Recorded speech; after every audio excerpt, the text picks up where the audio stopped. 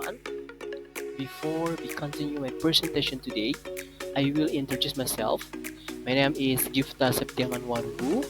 My student number is 2021-12500140. And before, in this group discourse analysis here, only me, I have no team.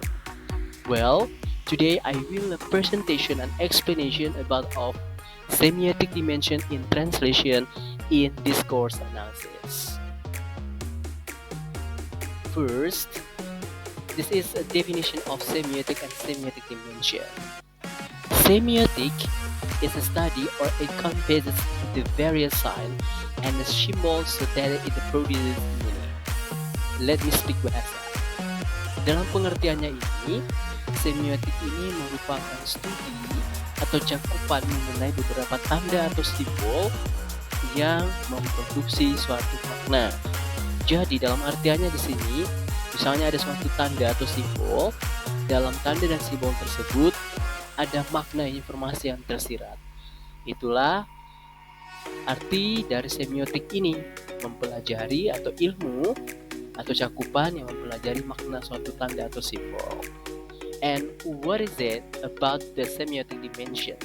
Semiotik tadi adalah ilmunya, sedangkan dimensionnya adalah dimensi atau elemen atau unsur dari semiotik. What is it? The semiotic dimensions refers to the framework through which science, example such is a word, image, structure, sentence, gesture, and etc. And it create the meaning. And semiotic use of aspect communication. Let me speak bahasa yang artinya adalah dimensi ini tadi adalah dimensi atau unsur dari semiotik, dan semiotik dimension ini dia menunjukkan suatu penanda pada suatu tanda. Di sini bisa berupa suatu kata, gambar, struktur, kalimat, gestur, dan dari tanda ini tadi dapat produksi suatu makna atau informasi dalam suatu teks. Dan konteksnya di sini adalah berhubungan dengan discourse, yaitu wacana. Dan dia juga merupakan bisa digunakan sebagai aspek komunikasi. Wow. And this is a type of semiotic dimension. The type of semiotic dimension is they have three types. The first, it is the synthetic or synthetic information or syntax. The second, the semantic or semantic information. And the last, the third, it is a pragmatic. Well, the synthetic or synthetic information or syntax, it is the type of semiotic dimension is referred to or related to of the grammatical or structure in text, but in the focus and discourse. Let me speak bahasa. Yang artinya di sini sintetik ini atau synthetic information ini atau syntax yang biasa kita kenal, dia informasinya ini berhubungan dengan adanya gramatikal atau struktur atau keterbahasaan dalam teksnya.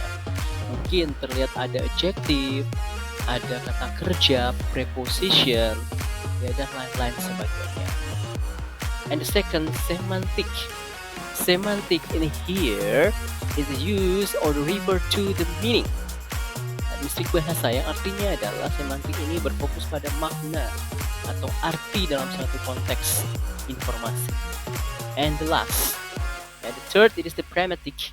Pragmatic is referred to reader to understanding the information. Dan mistik bahasa yang artinya adalah pragmatik ini dia berfokus kepada pembaca agar informasi yang diterima itu dapat diterima ya oleh pembaca. Yang diberi maksudnya adalah informasi yang diberikan dapat diterima, pesannya dapat tersampaikan kepada pembaca, itu pragmatik. So that is a type of semiotic dimension. Next, semiotic dimension in translation. The semiotic translation profoundly influences translation, sharing meanings, presenting challenges, and guiding strategies for effective communication across languages. Let me speak bahasa. Artinya adalah semiotic dimension dalam penerjemahan ini dia bisa berupa atau bisa digunakan sebagai penerjemahan, digunakan di penerjemahan atau membentuk suatu makna. Ya, ini menghadirkan suatu perubahan atau bisa digunakan sebagai strategis. Ya, strategi untuk keefektifan komunikasi dan lintas bahasa. Next, semiotic and symbol. Semiotic is a symbol. A symbol is a key element in semiotic. Jadi maksudnya di sini adalah simbol ini merupakan salah satu kunci elemen atau unsur dari semiotik, sedangkan semiotiknya itu adalah ilmunya tadi, yang mempelajari makna terhadap suatu simbol atau tanda. So that is a semiotic and a symbol. And for example, this is the picture.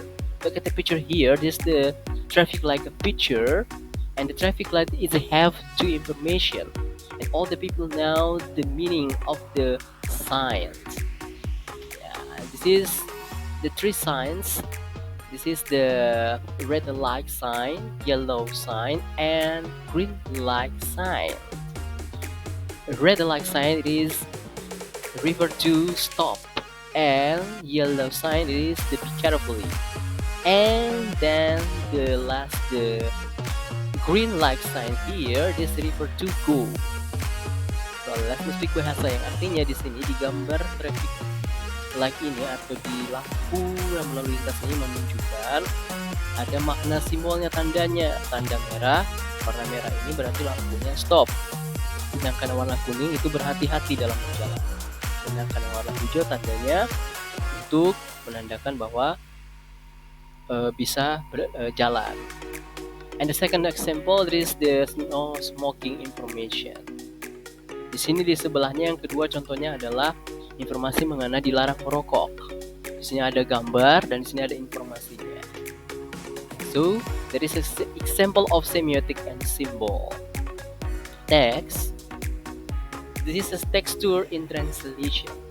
Texture in translation focuses on capturing the stylistic and grammatical nuance of the original text in the target language. Jadi texture in translation ini fokusnya pada suatu bagian capture yang berupa stylis atau nuansa gramatikalnya, ada nuansa ketata bahasaannya pada suatu teks asli yang menjadi target bahasanya. Atau bisa diartikan tekstur ini adalah kualitas dalam suatu teks, ya, dalam suatu kalimat, dalam suatu teks bacaan. Fokusnya ini pada penerjemahan wacana, teks wacana. Next, textuality in translation. Textuality in translation is have related to texture in translation. Textuality ini dia berupa ciri khas atau karakteristik dari tekstur yang tadi. Okay, and the meaning the textuality is about the cohesiveness and coherence of the text. It's about how well the text holds together, how the words link to each other and to the world. Mistik bahasa yang artinya adalah di sini textuality ini dia berhubungan dengan kohesi dan coherence pada suatu teks. Nah, jadi di sini juga textuality ini dia lebih baik harus ada hubungannya secara bersama dalam suatu teks. Dan ketika ditranslate harus mengetahui textuality utamanya pada sumber textuality yang aslinya. Dan ini maksudnya ciri khas atau karakter daripada tekstur in translation.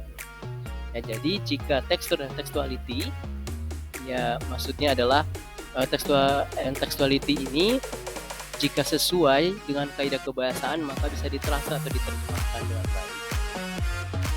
Next, textual scale and translation unit.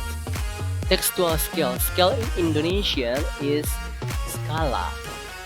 Kalau di Indonesia-nya skala, scale, textual scale and translation unit, bagian penerjemahan. Jadi maksudnya textual scale ini, ya, understanding the textual scale from words to complete text. Jadi pemahamannya ini dia dari kata atau dari teks yang lengkap. Jadi ini skala, bisa diukur skalanya bagaimana, ketata bahasaannya, mungkin dari perbedaan dari unit teksnya bagaimana. Nah, di sini misal skalanya mungkin ada dari kata atau kata-kata ukuran kecil atau bagaimana, atau atau kata-katanya besar, atau bisa juga ini berupa teksnya komplit atau bagaimana. Dan ada juga sesuatu di antara klausa dan kalimat. And the translation units have two type. It is the type the translation units: word level translation and clause and sentence level translation. Word level translation ini maksudnya adalah level kata, level penerjemahan pada kata.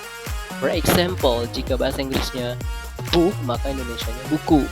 Jika bahasa Inggrisnya visit, berarti bahasa Indonesianya mengunjungi atau kunjung, and etc. dan lain-lain dan sebagainya. Jadi terlihat dari situ, jika katanya bisa diterjemahkan, maka ya kata bahasanya bisa juga diterjemahkan. Jika katanya tidak sesuai, maka tidak bisa diterjemahkan. Jadi harus kata-katanya sesuai agar bisa diterjemahkan. Dan ada struktur dalam penerjemahannya.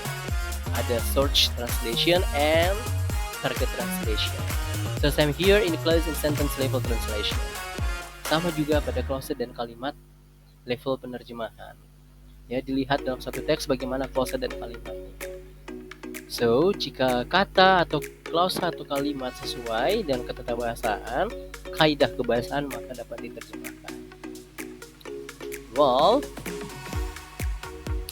it's enough my presentation about of semiotic dimension in translation in discourse analysis. It's enough. Thank you so much. Wassalamualaikum warahmatullahi wabarakatuh.